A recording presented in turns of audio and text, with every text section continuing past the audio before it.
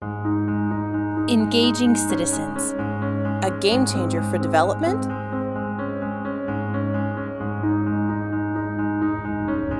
How citizen engagement improves policymaking. With Matt Leininger, Executive Director, Deliberative Democracy Consortium.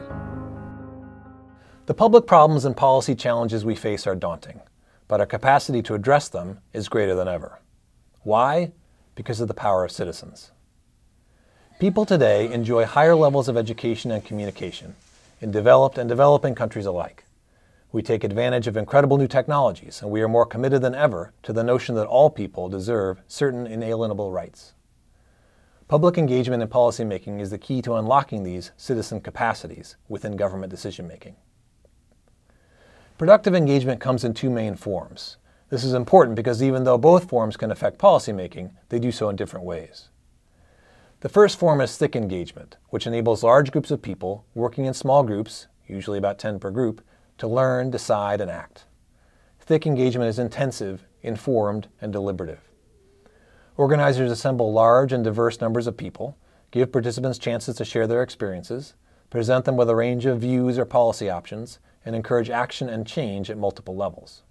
Large-scale public deliberation projects, some online exercises using wikis or crowdsourcing, and the work of budget delegates and participatory budgeting are all examples of thick engagement. Some of these efforts also engage people in helping to implement policies, in addition to making recommendations to government.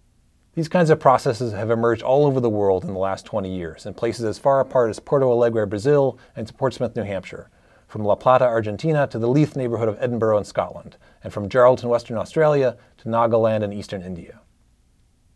Thin engagement is faster, easier, and potentially viral. Before the internet, signing petitions and filling out surveys were the most common kinds of thin engagement. Now, just by sending a text or clicking a link, you can sign an e-petition, like a cause on Facebook, retweet an opinion, or rank ideas in a crowdsourcing exercise. In just a few minutes, people can contribute to documents, express a preference, or give feedback. All of these activities can be incorporated into policymaking processes. Thin engagement practices are being used today to monitor elections, locate and fix potholes, circulate health information, and help people react during natural disasters. Thin engagement practices have also been used all over the world, from Kenya to Brazil and from Copenhagen to Brooklyn. The most promising direction for innovation may be to find ways of combining the best features of thick and thin engagement. In the United States, President Obama's National Dialogue on Mental Health is one example that has successfully combined large deliberative forums, small group meetings, online connections, and texting. Both thick and thin engagement tactics have contributed significantly to policy outcomes, but generally only when there are large and diverse numbers of people involved. This is an important point. A large critical mass of participants is usually crucial for affecting policy, even when public officials are supportive of the idea of civic engagement. How can engagement improve policymaking? There are several ways. 1. By participating, people become more informed about public issues. Sometimes the broad awareness of a key set of facts, combined with opportunities for people to express their preferences, can swing the pendulum in a policy debate. Thin engagement processes can have this kind of impact because they can spread information quickly and give people easy ways to indicate what they want. 2. Engagement can bridge divides. When engagement brings together citizens on different sides of a policy debate, they can often find common ground, which can break a legislative deadlock. But doing this generally requires thicker forms of engagement that allow people to understand each other better and negotiate about what they want. 3. Engagement increases the accountability of elected officials. Engagement can connect citizens and public officials during the course of an effort and inspire more communication afterward. More importantly, when a critical mass of people are involved, it can build the political will necessary to affect policy.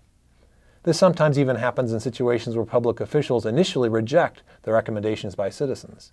In places like Eugene, Oregon in the US, and Coffs Harbour in Australia, public officials eventually change policy in response to public engagement.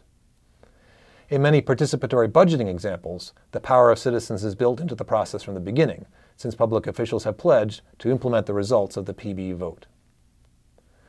There's one final lesson to be learned from the recent history of democracy. Sustained engagement is generally better than temporary engagement. If engagement is built into the way that communities function, if thick and thin tactics are combined in long-term engagement plans, if they are incorporated into the way that governments make all kinds of decisions, They are more likely to influence policymaking, and they also seem to have other positive effects on everything from health to education to economic growth. In Europe and North America, most engagement projects focus on the crisis or controversy of the moment. Most of the examples of sustained engagement are in the Global South. They include long-running practices like participatory budgeting in South American cities and the Gram Sabha reforms in Indian villages. And one secret to their success seems to be that over a period of years, they have been allowed to adapt and grow.